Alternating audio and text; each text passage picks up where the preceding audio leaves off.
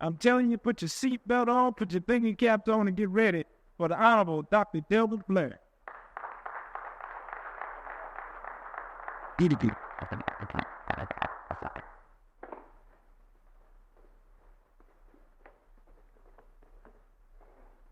Good afternoon to you, and assalamu alaikum.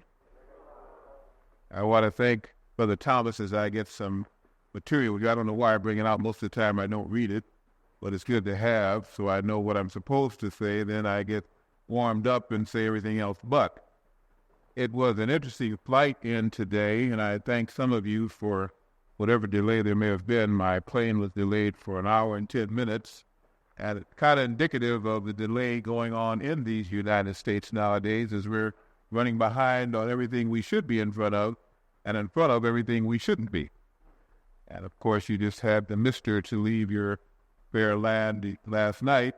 And I understand while he was here, this mister, that there was a slight earth tremor. And I think everywhere that mister goes, you'll probably find some tremors or some weather changes or some problems because he's about problems. He's about a very negative base for our planet. And at this time when our planet is trying to come into its own, there's really no room for negativity, but it seems almost like we're overwhelmed with it. So you know what that means. There's going to be a lot of earthquakes, a lot of tornadoes, a lot of drought, a lot of cleansing of the negativity that is here in order for us to go into the new age and into the new light. I want to thank all of you for having made the trip today. I want to again thank Wayne Thomas, especially all of the young men who greeted me cordially and have been very helpful. And what I want to get into at this aspect, and I always have a hard time selecting what subject to cover, so it was already suggested for me, and that makes it kind of narrow, and I will cover a lot of that. The lecture title is What Would or Could the World Have Done Without the Black Man? I repeat that. What would or could the world have done without the black man? I like to subtitle it, You Don't Learn This in Your History class. You should, but unfortunately you don't. I know many of you are probably already historians of your own. You've probably done a lot of studying, and you've heard a lot of speakers. I'm hoping that some of the things I will bring out with you over the next hour will be things you have not heard, inasmuch as some may be things that you have heard. Let me start off by saying that the barrier that the archaeologists, that the instructors, that people at the academic levels, men of letters, have set up about when the planet began, when intelligent life on the planet began, where intelligent life on the planet began, are all really foolishness. There is a Christian concept, biblical in effect, that Adam and Eve were in a garden 4040 BC. Now that means that roughly, since this is 1992, I'm going to round this off to say this is 2000, that 6,040 years ago, that Adam and Eve stood in the garden and the serpent talked and they ate apples and did their thing and moved figly. And that before that time, man, as we understand him, didn't exist, that the planet had very little going and so on and so forth. Now that's good for children. But in this day and age, there's no room for childlike actions because we're being approached by a magnificent beast who loves to devour children and chastise adults.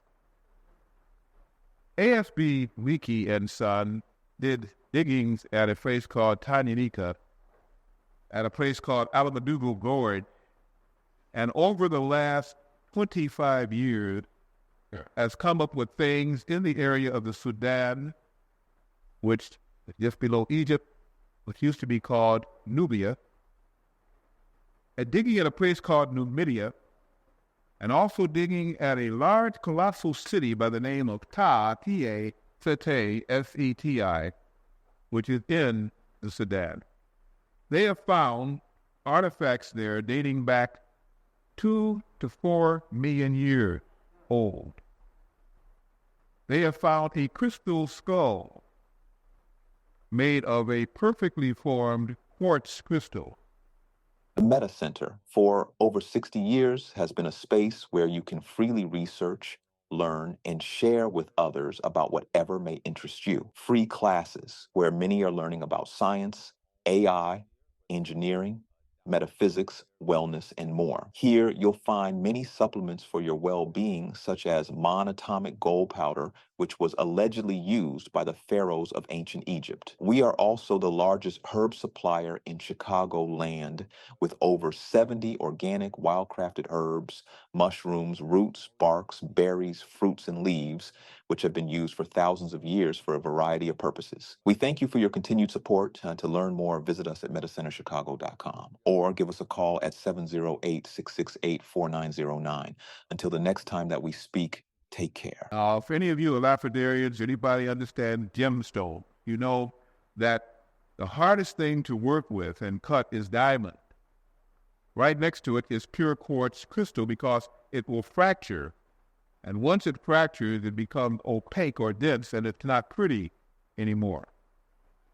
They have found lifelike human skulls made out of a quartz crystal, completely smooth, with eye and nose apertures, with a movable mandible mouth, and there seems to be within it, because when they hold it under moonlight or sunlight, when they've exposed it to ultraviolet rays, when they've exposed it to X-rays, sounds come up and color changes go off. They're not really sure what is locked in this crystal skull, and there are 3 of them on Earth. The most perfectly formed one was found, what I'm saying, in Africa. Carbon dated millions of years ago. Carbon dating is not a good methodology. It'll get you within 70 years. But nevertheless, what does that say about a garden, an apple, a man and woman 6,000 years ago? They have found in a tertiary bed strata, which means below ground, deep underground, and one of the beds where they found a lot of other things, which they call artifacts. In other words, time has built upon these things once they were laid in the ground. They carbon date some of these things 5 million years ago. And they might say it might be more ancient than that. They found a nail. Problem with this nail, it was made of copper and other minerals that had been grafted together. The only methodology known to harden minerals to that extent to produce something that can be driven as a nail is electrolysis. Some kind of a smelting capability using not only the understanding of minerals, but how to fuse them together and give them a common form. And plus the fact somebody needed a nail, which means somebody maybe needed a hammer. They have found so many things in the antiquity in archeological digs that the concept is that intelligent life on this planet may have been around billions of years ago. And in doing study through a science that is called metaphysics, I find substantiation that we probably have lost much more than we could gain with 5 million years to come, and civilizations have come and gone, and people now even deny their existences because time has eroded them. When they look up under the earth at one of its so-called poles, and notice I said so-called poles, but later on don't say, Blair, I heard you to lecture here at the university, you said pole. I said so-called pole. There is a continent under that's called Antarctica. They found a map by Indian shipmen, which they refer to as the Piri Reis maps, which charts Antarctica, shows cities in Antarctica, shows an open sea, shows palm trees, shows navigational ships there, and they state that that map must be at least 75,000 years old when it was found. They now, through sounding, have found beneath the snow in Antarctica that there are mountain ranges and a lot of rock formations, some with very interesting form, as though they look like cities that now may be under the snow. In 1957, through the International Geophysical Year, a number of so-called quote-unquote first world countries shared scientific findings in all fields of science, And the United States and Russia sent a small armada of scientific boats, a flotilla, up through what is called the Bellinghausen Strait, going up to the north, so-called Poland. And there they found interesting things.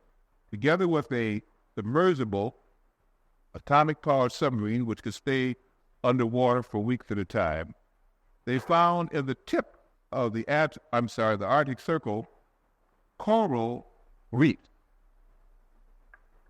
They found embedded in the coral carcasses or skeletons of fossils that looked like, again, fish and crabs.